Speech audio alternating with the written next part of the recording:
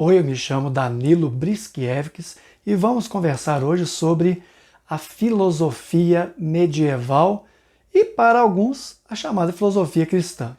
O cristianismo dividiu a história da humanidade em duas partes, para grande parte da humanidade, antes e depois do nascimento de Jesus Cristo. Esse calendário gregoriano foi feito exatamente para modelar esse cristianismo e colocá-lo como um marco para todos os que viviam na Europa nos anos iniciais. Esse calendário cristão gregoriano divide então antes e depois de Cristo. Tá, mas o que vem depois de Cristo? O que vem depois de Cristo é uma grande difusão dos princípios cristãos pelos seguidores de Jesus Cristo ou Jesus de Nazaré, especialmente ali na região da Palestina, na região que hoje é o Estado de Israel, e depois isso vai se espalhar pela Europa, vai se espalhar pelo chamado Império Romano. Dentro do Império Romano, nós temos a figura, por exemplo, lá no século III, de Agostinho de Hipona, que depois se tornou Santo Agostinho.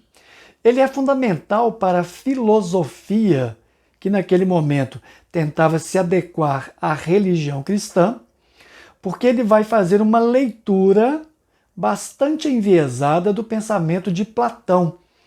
E aí surge uma noção bastante curiosa de que a vida do ser humano na Terra é dividida entre a cidade de Deus e a cidade dos homens.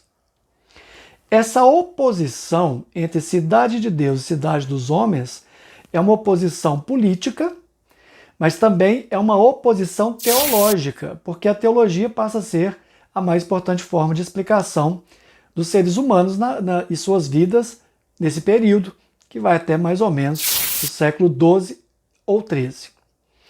Na chamada filosofia medieval, de predomínio da filosofia cristã, quando Santo Agostinho, ou Agostinho de Hipona, retoma Platão, fica evidente, né? Cidade de Deus, cidade dos homens. Para Platão, o mundo das ideias e o mundo sensível. Se a gente for pensar a dialética, a dinâmica ou dualismo psicofísico, a separação entre corpo e alma. Alma, psique, corpo, matéria. Isso já havia em Platão, esse dualismo. Isso, de alguma maneira, entra para a chamada filosofia medieval cristã e passa a ser uma oposição entre aqueles que renascem ou que nascem criados por Deus. A alma é criada por Deus, ela se encarna num corpo, faz apenas uma passagem e depois ela vai para o céu, para o purgatório ou para o inferno. Viemos do mundo das ideias, viemos da cidade de Deus, encarnamos, mundo sensível, depois da morte do corpo, a alma continua e prossegue. Se ela foi purificada na sua passagem pelo corpo, ela está leve, ela vai subir para o céu. Se ela é uma alma pesada, ela se torna uma alma penada, uma alma condenada. Ela pode talvez transitar pelo purgatório, ou se for uma alma de um suicida, por exemplo, diretamente para o inferno, na chamada cosmovisão medieval ou cosmovisão cristã da própria filosofia, que nesse momento é quase uma teologia. Uma dica importante para entender a filosofia cristã ou medieval é a oposição severa, aguda, crônica entre razão e fé. E é interessante perceber que essa dinâmica entre razão e fé, ela vai fundamentar o comportamento dos filósofos.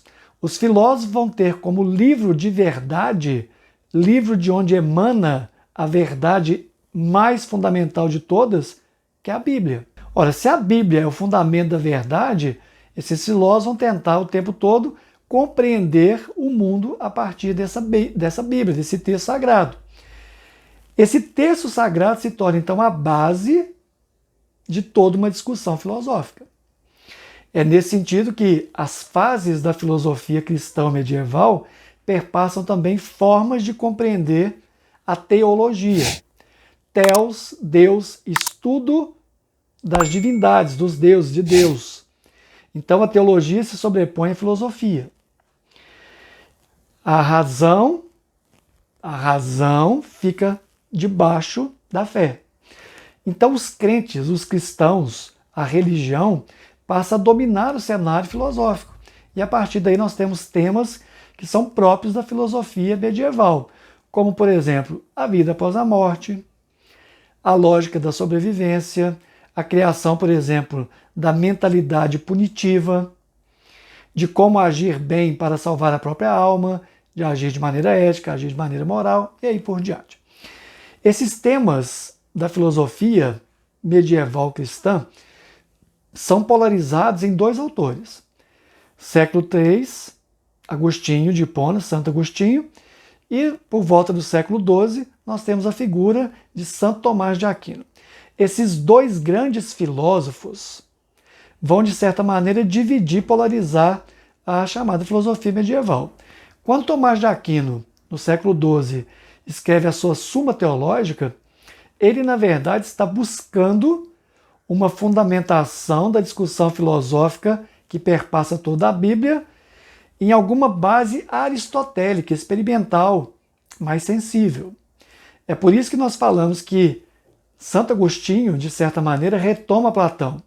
E, por outro lado, nós temos que a filosofia de Santo Tomás de Aquino é uma tentativa de retomada dos princípios e fundamentos de Aristóteles. Por fim, é importante lembrar que a dissolução dessa mentalidade medieval ou de uma filosofia medieval tem muito a ver com a criação das chamadas universidades no final da Idade Média. A universidade surge exatamente no sentido de propor debates, propor revisão de toda uma lógica construída a partir do texto sagrado, do texto bíblico. Nesse sentido, as universidades começam a questionar esse funcionamento extremamente muito bem organizado da teologia cristã. Nesse caso, a filosofia, quando adentra nessas universidades, provoca, estimula, instiga e, de certa maneira, precariza essa visão muito teológica do mundo. É assim, por exemplo, que surge a figura de Abelardo, um grande questionador dos padrões comportamentais medievais e que se tornou um dos grandes filósofos desse final da Idade Média. O seu caso, o seu romance com Heloísa, é um dos casos mais emblemáticos da filosofia, especialmente mostrando como que, muitas vezes, questionar através de uma reformulação teórica é também vivenciar isso no cotidiano. Se inscreva em nosso canal, curta, compartilhe e até a próxima.